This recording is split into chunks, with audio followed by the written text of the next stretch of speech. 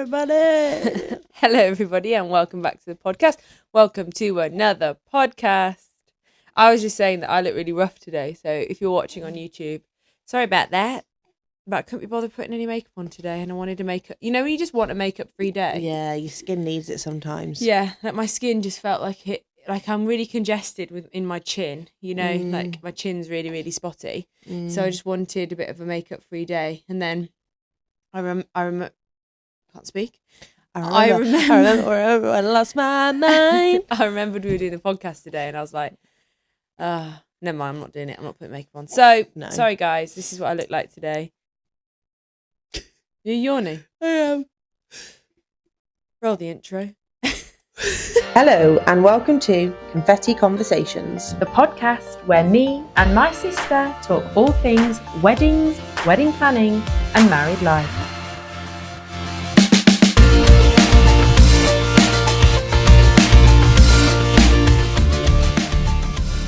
Okay, I thought I'd do a bit of a fun one today. Yay, organised fun. Hayley's in that really weird, annoying mood that she's going to be... The baby had a really good nap, and I haven't got to the point where I can sleep not next to her. So, like... What do you mean, like in your own head? Yeah, like when she's in her next to me. Did you sit in the room with her while she was in her cot the whole time? No, I went downstairs, but I had her on the baby monitor, but I haven't had to wake up to the baby monitor yet. Do you know what I mean? Oh, I see what you're saying. So I haven't had a nap. I could have had a nap, but I didn't have a nap. Now you feel... But now I wish I had a nap. Yeah. I also don't need a nap. I went to bed like 10:30 and woke up at 7. So what are you moaning about? I had a nap and I actually woke up feeling terrible. But I'm like, I'm not going to have daytime naps for a while because I'm changing jobs. Yeah. I've gone from like having time in the day to now not having time in the day, that I'm like, I'm going to have a nap if I want a nap this week. Yeah. So I might took the most of it, but I probably won't have one tomorrow because I doubt I'll have time. So I was like, I'm having it. At the time of recording this, Ellis is going on another stag do tomorrow morning. And I might just say to him, can I have a nap before you go? What time does he need to leave? He's staying at his parents' house because it's a home friend. So he's tonight? He's coming home after work because he couldn't pack. Oh, I didn't realise he was still going tonight. Yeah, then he's going to sleep at his parents because they're getting the train at 4 a.m. Oh, fine. Okay, that makes sense. Or meeting at the train station, actually. They're getting a coach. Okay, that makes sense. Are they going abroad? Yeah. Yeah. Again. So tell Ellis that you need a nap. Just half an hour. Yeah, you'll feel great for that. Yeah. Depends if he gets off work on time again. Yeah.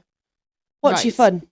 So I have asked ChatGPT, our favourite my bestie tool, she my bestie, to give us some dilemmas, wedding dilemmas. So we are going to give our take on these wedding dilemmas. Okay.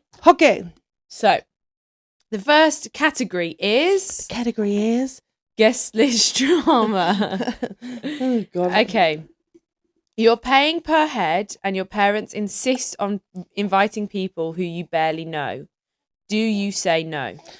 So, my point to this is, are your parents contributing to the wedding? 100%. If they are, we've talked about this before, haven't we? Yeah, we have. Then if your parents are contributing, and I don't think it really matters the scale of which, no, give them a table. No, I completely agree. I think if your parents are contributing to your wedding, then they have a right to invite. Not a right to invite, that's wrong, but give them a set amount of people, whether that is a couple that they really want there. Yeah. So for us, my parents had a table. Yeah. And I know this sounds a bit silly, but I kind of feel like your family on their side is their invite too, which is not right. It's your invite because they're your family too. I think it depends on how you feel about the family. Yeah. Like, I didn't feel like that. I didn't feel like it was their invite. I really felt like it was ours. Yeah. I don't know why. I don't know why. I think it's because when I think of families, obviously all my family, I'm like, that's dad's side, that's mom's side, that's Ellis's mom's side, that's Ellis's dad's side. Yeah, well, that is that for sure. Like, that is right. I compartmentalise it too much. Yeah, but in terms of a wedding, immediate family and sort of cousins and aunties and stuff are your, like, are your family, but it depends how close you are, and it also depends how many of them there are. Because if you've got a lot of cousins and a lot of aunties, like, you might have to narrow it down to the people who you are closer to. Yeah. I think in an ideal world, you would know the people that your parents are inviting. Yeah. Like, for us, they were family, like, very good family friends on our mom and dad's friends. Yeah. And the same, to be fair, for Sam's parents. They were very, very good friends of theirs. Yeah, like, they watched me grow up. Like, it wasn't really an option. Like, although I didn't necessarily know any of, like, Sam's parents' friends. Yeah. He knew them very, very well. So... Yeah. It was Ellis's godparents that I didn't know very well. Yeah. But it was really important to the family that they came. Yeah. And I was like, I've never even heard of this person. But obviously I'm not going to say no because it's important to them. Yeah. If you are paying for it all yourself. Yeah. I still think it depends on the relationship with your parents, maybe. For us, if we paid for it all ourselves and had the same relationship as our family as we do, I probably still would have done the same thing. Yeah. I don't think it would have changed anything, to be honest. No, for me, I don't think it would have. If I had to pay for it all myself, there'd only been me and Ellis there. Yeah. Actually, that's not true. No. That's not true, but there'll be significantly less. Yeah. For me, I think if we'd have had to pay for it all ourselves, I probably would still have had those people there. Because, like, especially mom and dad's friends, they have, we've grown up with them. They mean a lot to the family. Yeah. And the same for Sam's side. Like, I don't think I would say no to those people coming. So no, it's I don't see a problem in it, but I do think it's difficult if you barely know them. Yeah. That's a tough one there, really, isn't it? Yeah. But yeah. Put a cap on it. Yeah. I think, give them a table. That's always a good idea. Just give them a table. They can invite a table's worth of people, which could end up being 12 people, but at least then they feel included. They feel, they feel like they've got and maybe give them some evening guests as well. Yeah. And 90% of the time, they won't actually fill that table. No. So, yeah. Right. Next one. A friend invited you to their wedding, but you're not that close. Do you have to invite them back? No. Not at all. Like, I get why you'd feel like you'd want to, or I get why you feel like there's a necessity to do that. Yeah. But if they might have invited you because, like, they might not have had that many people there and they wanted to make their numbers up, or like they might value the friendship more than you value the friendship, which is difficult. But that's always sad for one person. Yeah, it is sad. But then at the same time, if you don't feel like you want them at your wedding, that's your choice. Also, if there's been a period of time between the two weddings, like say one was 3 years ago, and the friendship's changed, that's also fine. Yeah, absolutely fine.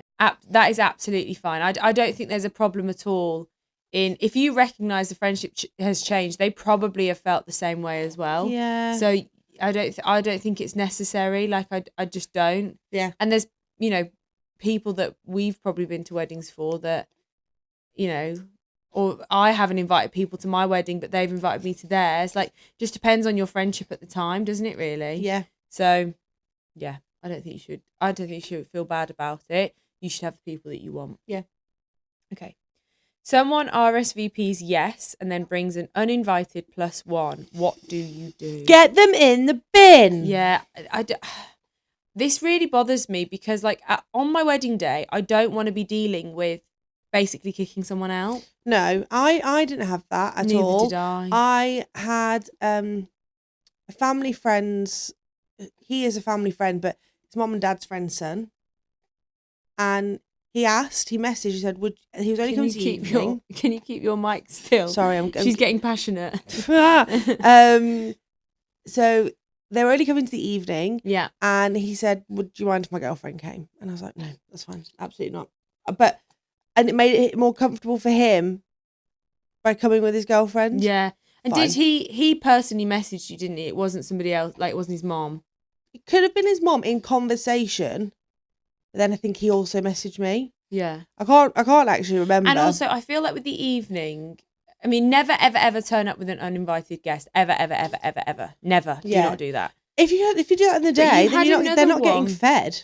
You had another one though, didn't you? Where I think it was like somebody on Ellis's side, don't know who, but basically a few weeks before the wedding, I had a new girlfriend. Yeah, I've got a new girlfriend. Can they come? And you said to the evening, yes, but not to the rest of the day. Yeah. And so. And I said, if someone cancelled, I was very honest, because if they're going to be around forever, they're going to be a part of my family forever. Yeah, and that's absolutely fine. And I said, if someone cancels, by all means, they can have their place. It's likely they won't be on the same table, but at least they're there for the whole day. Yeah. But they're not going to be on the same table because it was all their family on the same table. Anyway. Yeah. But I can't guarantee that. So, if they're close by and we find out someone's not coming and they're with you anyway at the hotel because they're coming this evening, brilliant. I know it sounds really silly, but I'm quite happy to be a standing guest like that sometimes. Oh, me too. For sure. But they decided it was too far to come for an evening, which is fine. But they all understood as well. Yeah, no, I don't think they were difficult about it at all, were they? No, the final numbers had already gone in. If it was a bit before, I could have maybe made it work, but it actually would have ruined table plans. So I'm quite grateful that it sounds awful that it didn't work out that way, because I would have had to change the whole table plan. Yeah. I had it with one of Sam's groomsmen, but I think he was half joking. He asked me maybe a week before the wedding, 2 weeks, you know, that +1, have I still got it? And I said, no, mate, you RSVP'd on your own. You're not bringing anybody. Because I basically gave everybody a +1, I think. Well, so me and Ellis could have bought a +1 each. No, I think if I was sending you an invite as a couple, you didn't have a +1, but if I was sending you an invite as an individual, who would I have bought? You had a +1. Don't know. No, I don't know. They were all there. But but the thing is that every time, I think for us, we've been asked if something like that can happen. I don't know what I would do. I genuinely don't know what I'd do if somebody just turned up on my wedding day with a +1. I think I would, on my wedding day, I'd have said to you, this person isn't invited, but not for you to deal with it, for you to go to the wedding person on the day. I know we didn't necessarily have a wedding, what they call, coordinator. Yeah. But the venue coordinator knows how many people are getting fed. Yeah. And I'd probably get them to deal with it that way. Yeah. Or I would for me, if it was my wedding, I would be like, this person's not invited. I wouldn't have said this. I would have again gone to one of my bridesmaids and said, can you deal with it, or can you ask the venue coordinator to deal with it? And basically I would have said you can stay, but you can't eat. You can't, I'm not moving my tables around. I'm not putting an extra person in for you. If there's food available, you can have it, but I'm not making food for you. No. It's not, I'm not paying for that. You weren't invited in that capacity. If you want to eat, drive somewhere, get some food, come back for the evening. You or even I think I would be as accommodating to be go down the road and have a dinner for yours. There's literally a hotel opposite, or as a pub down the road. Yeah. Go there for lunch. Speeches start at this time, and you can come and join us for that. Yeah. Or this my suppliers, bless them, I didn't really think about them, and they were sat on the dance floor eating their dinner. I felt awful, but they were fine, and they were they had food and they were happy and they were catered for. But I just didn't because think... of yours for that, I asked I didn't know. Do I need to pay you guys? Where do you guys go? Do I need to set anything up for you? Yeah. And the coordinator was like, well, don't worry, we sort it. Well, I knew that I counted their food in, because I told the caterers about the food numbers, and they'd said to me, does that include any suppliers? And I said, yes, it's 2 suppliers. Yeah, I wish they were, not everyone's as clear about that. No, but nobody ever told me where the suppliers was going to eat. And I didn't, in hindsight, I probably should have asked, and I would have stuck them on a table. Happily, there was space for them to sit on a table. But actually, they could have, in the end, sat on our family's table, because 2 people didn't turn up in the one family, did they? Yeah, poorly. I should have just said, oh, go and sit on that table. But there's so much going on. For you as the bride, there's too much to think of in that situation. Yeah. And I think that's where a coordinator goes quite well, because it also makes the tables look better. Yeah, for sure.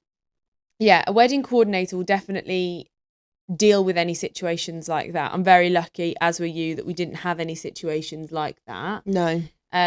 But I do think I don't know. I don't think your venue coordinator would have dealt with it. I think she would have just been like, oh, there's no, like, you can't join. That would have been it, really. Yeah. I don't think mine would have either, to be fair. Do you know who I'd have got to deal with it? Because Charlotte Mosley. Yep. I would have done the same thing. Jarred it. Yeah, I'd have done the same thing. Okay. Next category, money and expectations. I'd get Emma to do it at yours, by the way. Emma or Ruby. Or Zoe, actually. Zoe's very manager. She's very Welsh. She's very Welsh. They wouldn't understand her. They'd be like, huh? She's not that bad.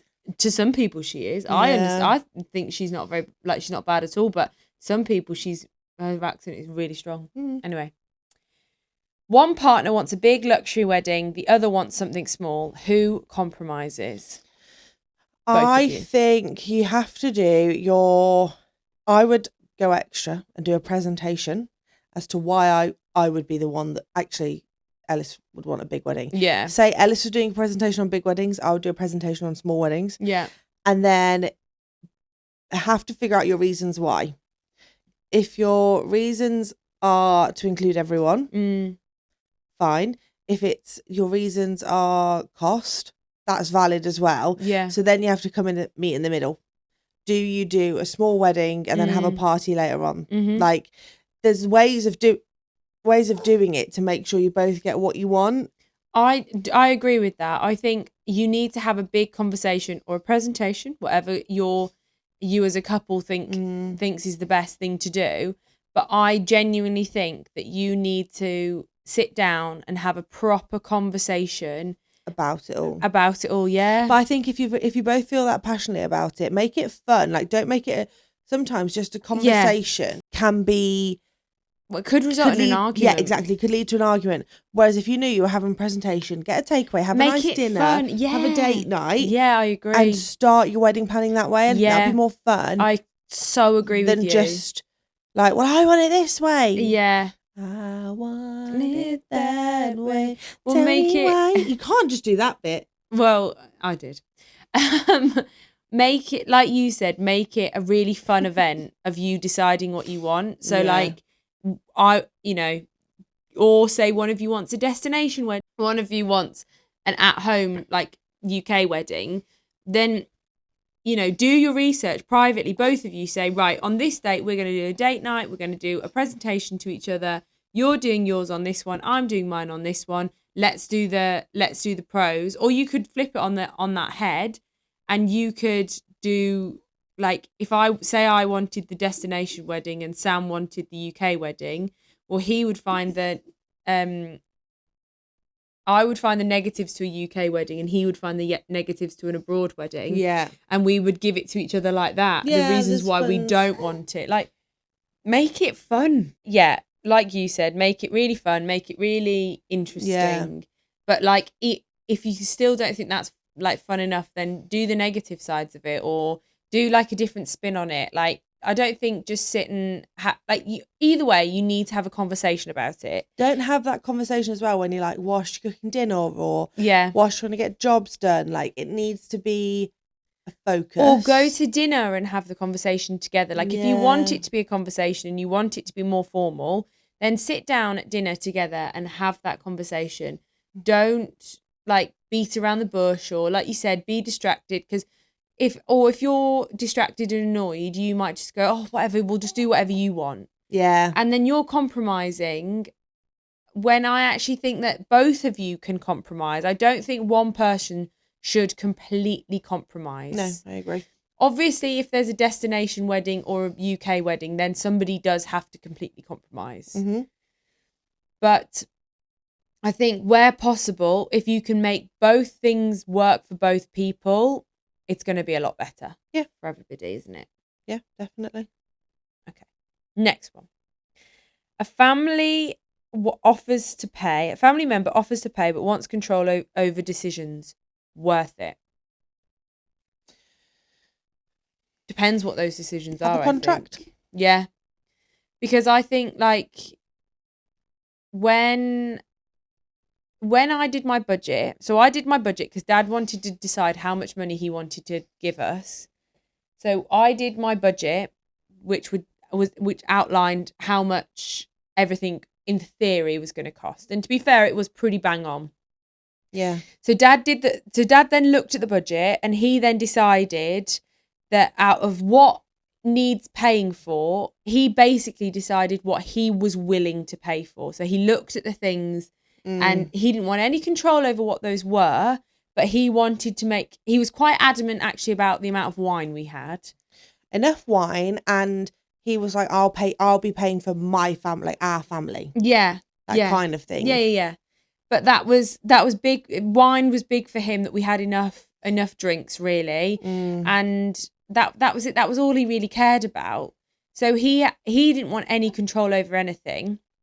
And then I did the same thing with my in-laws. I gave them the budget, and then they decided what they were willing to pay for. Yeah. And we were then in the position where nobody had any control over what we were spending the money on, but they knew how much was being spent and what needed to be spent, if you get what I mean.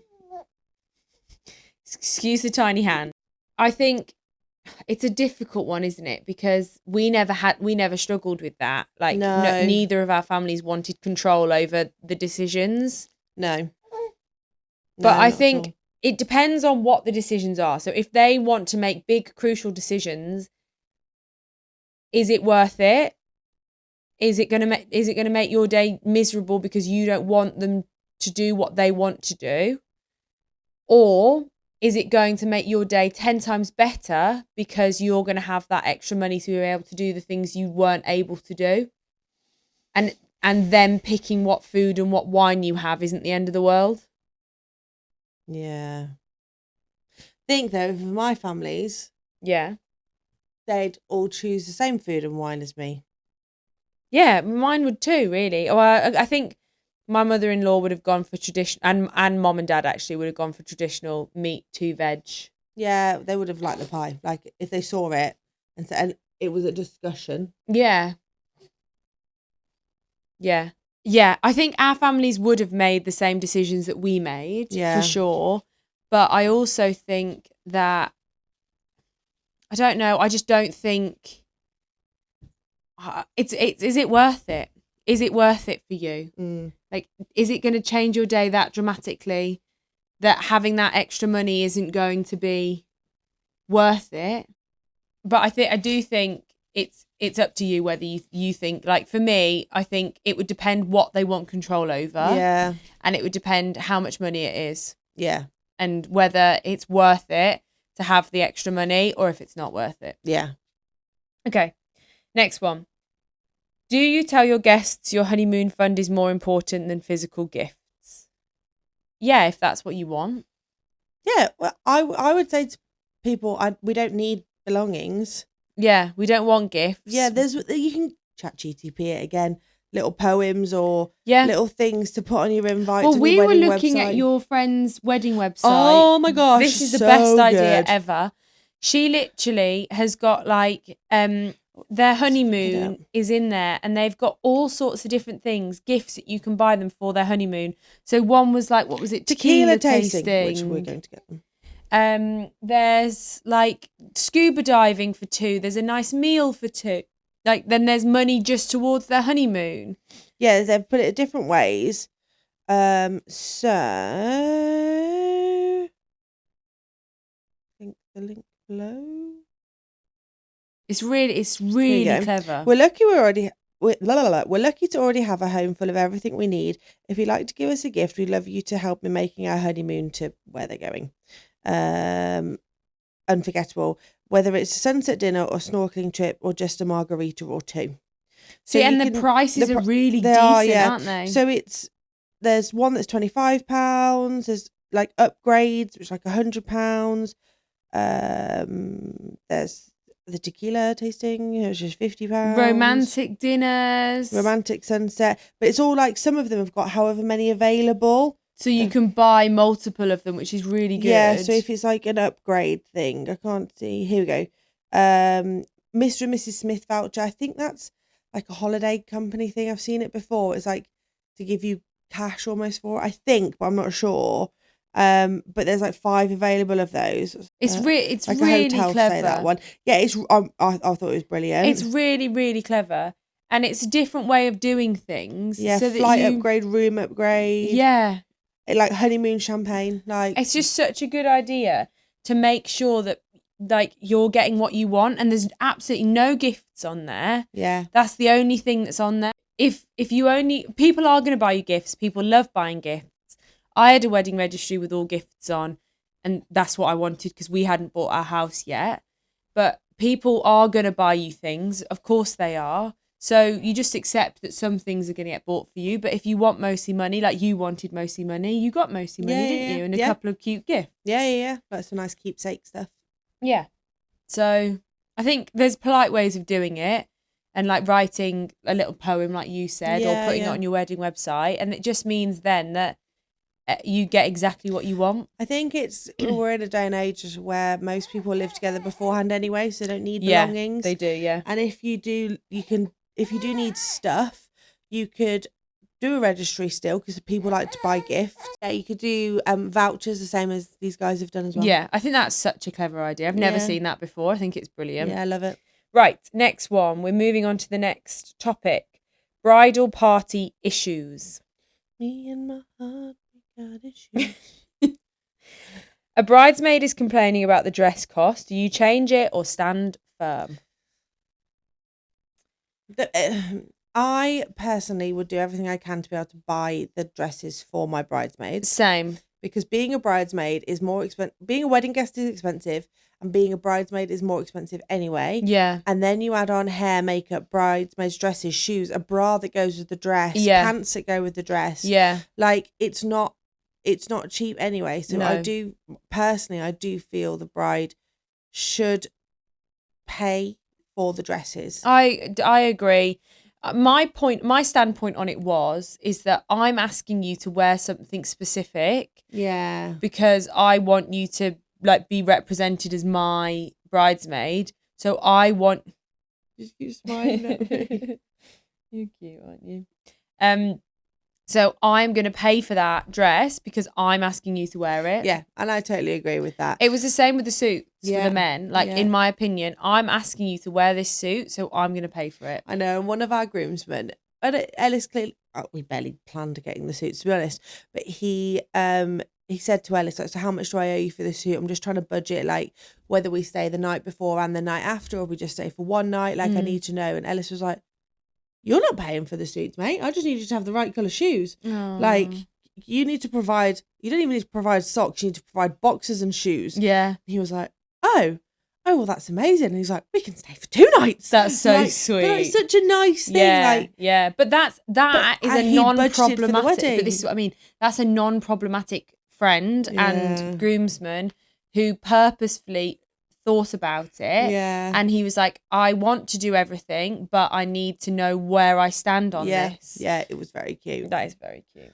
So yeah, I think if the expectation is set though that, look, I'm going to need a contribution towards dresses, and you say that to the bridesmaids from the beginning, they can say yes or no to being a bridesmaid. Yeah, or that you need to say how much that contribution would be. Say the dresses are £100 and you're asking for half each, but they get to keep the dress at the end. Fine, because they'll still probably be able to sell it for 50 quid. Yeah, and get their money back. Yeah. Or it's one of those, like mine were a gift to the girls, and if they all decide to sell them, I don't know anybody that would ever ask for a bridesmaid's dress back. I think if you set that expectation though, it's fine. I think I wouldn't. If you've bought them and then you're going to sell them on. Yeah, I still don't. And like I said to the girls, if you're just going to sell them and you can't be bothered, or you're going to get charity shop it, give it back to me and I'll sell it. Like, everyone, I think, will probably keep them for another event. Yeah, I would never in my wildest dreams think of taking a bridesmaid's dress back off my bridesmaids. No. Just would never cross my mind. Like, I understand that you paid for it, like it's part of your property, but at the end of the day, like, they're your bridesmaids, so yeah. I mean, to each their own, I guess. But yeah, I definitely wouldn't do that. But I think if your bridesmaids are complaining about the price of the dress that you're getting them, you probably do need to think about. You need to think about it in a way that you're gonna. If you really want that person to be your bridesmaids, you need to compromise. Yeah. Like, you need to make sure that both of you are on the same page, and that it's okay that, like, if it's expensive, then either you all look at different dresses, or you as the bride look at helping out more. Yeah. I get that. Yeah, I think it's a difficult one, because that person could easily say, okay, well, fine, I can't afford to be your bridesmaid then. And then you either say, okay, that's fine, or you say, oh, I'm sorry, no, I really want you to be my bridesmaid, so I'll do something else. Yeah, but then if you do it for one, you got to do it for everyone. Well, that's the thing, though. That's the rule, isn't it? You have, if you're contributing to one bridesmaid's dress, you have to contribute to all of them. Yeah. So that's something you have to decide whether you can do that or not. It's all part of your budget. Yeah, absolutely. One of your closest friends assumes they're in the wedding party, but you didn't choose them. You have to be open and honest with them. Yeah. You have to tell them. I've kind of had that situation, I think, in many ways. So not from someone assuming they were going to be my bridesmaid. I almost assumed I was going to be someone else's. And she never really planned a wedding. And nothing really came of it. And then it got to me asking her to be my bridesmaid. Yes, I remember this. And she said no. And then I realised, like, I was never going to be yours, was I? Like, that was part of what it hit me. Yeah. We talked about it since we were 11. Yeah. Like, we've been friends that long. Yeah. And then it was a hard pill to swallow. Yeah. Yeah. I think it's difficult, isn't it? Because like we said before, if you might think the friendship is one thing and they think it's something else. Yeah. But, like, you just don't know that, do you? Like, no. I guess you can never assume, but when you've known someone for so long and you're that close, it's not assuming. It's like, it's just that's what would happen. Yeah. So, yeah, that is a really tough one, because, like, you have been friends, you'd been friends for a long time. You wanted her. Yeah. Like, it wasn't that you were assuming. It was just like, yeah, that's what was going to happen. Yeah. I think if you found out that someone is thinking they're going to be in your bridal party and you don't have any plans to that, you do just have to be honest. You have to be honest. Because they'll be upset regardless. Yeah. But if you play along with it. Yeah. Or not even play along with it, but just don't address it, it's worse. Or actually, if they think that you're that close, should you be including them anyway? You have to be open and honest about it, because if you just turn around and say, like, oh, I don't know who's going to be my bridesmaids yet. Oh, I'm not sure. Yeah. And then you do like a bridesmaids reveal and they're not one of them. Yeah, you need to tell them before you do that. Yeah, you do. For sure. You really do. Right. A groomsman/bridesmaid is unreliable and not helping at all. Do you confront them or let it slide? See, it's hard because we didn't need any help from anyone until the day. Yeah, really. No. So at that point, everyone's excited anyway. Yeah, and everyone's involved, and and certain expectations from people. Yeah. Because for me, some of my girls were coming from far away, so I knew that they weren't going to be able to help and do the things before. Yeah, I knew that they weren't going to be able to help with the setup and stuff like that. Yeah. So you don't expect that of them, and because they were from further away, you don't expect. No. You just don't expect that they're going to be there to do those certain things. Yeah. But there are always going to be some people that just don't pull their weight at all. Yeah. And I think you just think, well, it is what it is, isn't it? Yeah, I just don't know what you need them for that much. No, I don't either. And we were DIY brides, I don't either. I don't know why. I don't know. But maybe it's because we have each other. Yeah. And we have Mom, who's very creative. Yeah, very hands-on and helped with everything. Yeah, my friends were helpful. Don't get me wrong. I'm not saying they didn't do anything. No, and they wanted to be involved. Yeah, same with mine. There wasn't that. But there was nothing to do. Yeah. Yeah, no, I agree.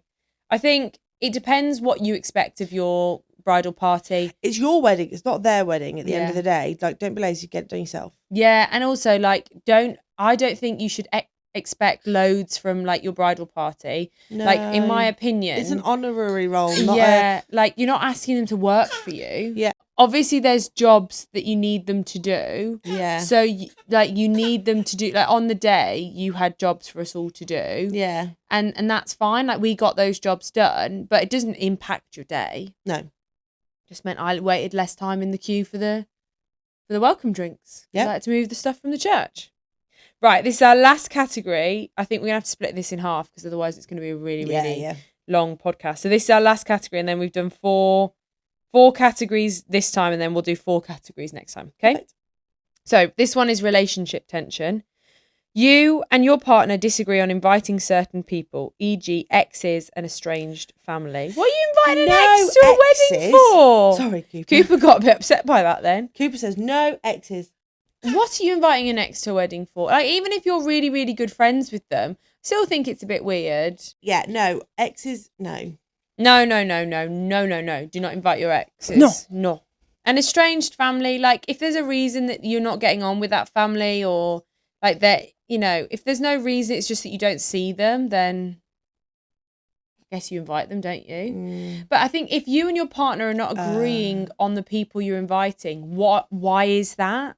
Yeah. Like, what is it that you don't agree about those people coming? I think you really need to have a conversation about it as to why you're bothered by that person being invited. Yeah. Like, yeah, I think you just need to know the reasons why they don't want them Ellis there. is the kind of person that would invite an ex. Oh, Ellis would invite the bus driver. Thank you, bus driver. Yeah, bye, bus driver. He would, though. He'd invite anybody. He'd be like, oh, yeah, mate, I'm getting married this weekend. Do you want to come? It's kind of what happens sometimes. Yeah. So that's he used to get home from the pub and be like, I've invited so-and-so. And I'm like, huh, okay. I mean, luckily, most of these people you were like, great. Like, don't care. Like those people.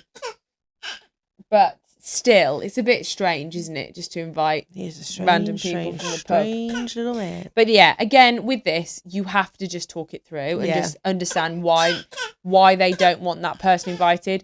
But I do think, don't be an Ellis, and please do have a conversation with your partner before you invite someone. Just have a conversation about it, because you both need to be on the same page. Do not just invite people at the pub and then come home and tell your partner, because they might go, I really, really didn't want that person to come to the wedding. Luckily, I wanted everyone there. Yeah, luckily he made good decisions. Yeah. So it's fine. One partner isn't interested in planning at all. Fair or frustrating? It depends. It is frustrating because you want to be excited about it together. But then I think it depends on how much you want them involved. I needed Sam's opinions, in the sense that I wanted him to be happy with everything that happened. Yeah. But he wasn't interested in making or doing or like any of that kind of stuff. Ellis was obsessed With the cornhole. Cornhole. Yeah. And we went to a National Trust property the other day, and they had cornhole in the garden thing that you could play. And he was like, it's not as good as mine. I was like, I mean, his cornhole is very, very good, and I do really like it. And he did a very good job with it. But yeah, to be fair, it did take him how long to make it, and in the end, you're like, we're just not going to have this cornhole. It got made like the week before. I mean, it was amazing. Oh yeah, but yeah, it was very close to the wire. A small family could move into it, though. Yeah. It is structurally sound, though. Yeah. But yes, I think it depends how much you want them to be involved. It depends how much you want from them. If you want everything to be an equal partnership and everything shared and all conversations to be, very much shared, then yes, it is frustrating. But if you're happy, like I was, for him just to talk to me about things he wanted to talk to me about, absolutely fine. I think it depends on what you want. Yeah. Okay, last one. Pre-wedding arguments are getting intense. Normal stress or red flags? Depends what you're arguing about. And to be fair, maybe because I didn't find wedding planning at all stressful, I don't understand how people get into arguments and get stressed about it. Yeah. But then I get that it can be really stressful. It's a big financial stress, and everyone wants it to be the most amazing day in the world, and certain things one person will feel more strongly about than the other. Yeah, for sure. And that can cause tiffs and arguments and stuff. But me and Ellis can't really we can argue, it's definitely arguing, but it's done so quickly. Yeah. And that's, I suppose it's all part of the test of should you get married. Well, that's the thing is if you can't make it through those pre-wedding disagreements, then should you really be getting married? If you think that those disagreements are red flags, probably shouldn't be getting married. You shouldn't be talking about red and green flags when you're already getting married. No. Like the flags are for dating. Yeah. You could say what their green flags are. Like one of Ellis's red flags is he's just as loud as his daughter. Yeah. But like I just don't think that a red and a green flag is necessary at that point. Like at that point you shouldn't be saying, "Oh, it's a red flag that he said this." No. You're marrying him. There's no red flags here. Yeah. Like, oh no, there's plenty of red flags. Well, no, but a red flag to me is a warning. It's not it's a decision yet to be made. Yeah, no, but I think like a red flag is like, no, get away, stay away from that person. If he's got orange flags, that's a warning. Yeah, fine. Like if someone's got a red flag, I don't want it. I don't think Ellis has red flags. I think he has orange flags. Yeah. I think the most important thing about any pre-wedding tension is that you talk about these things and you have open and honest conversations, because otherwise you're just going to end up annoying each other. Yep. Okay. That is it for part 1, I think, of our wedding dilemmas. We'll do part 2 next week, where we'll do the next 4 topics. So yeah, I thought that was quite interesting actually. It's nice to talk about different things. Like sometimes it's nice to talk about the negative parts about weddings, because like weddings are so positive generally that actually just sometimes having a little negative rant about a wedding is quite fun. Yeah, I agree. Anyway, for now, I'm Philippa. I'm Hayley. This was Confetti Conversations, and we'll see you next time. Bye. Bye-bye now.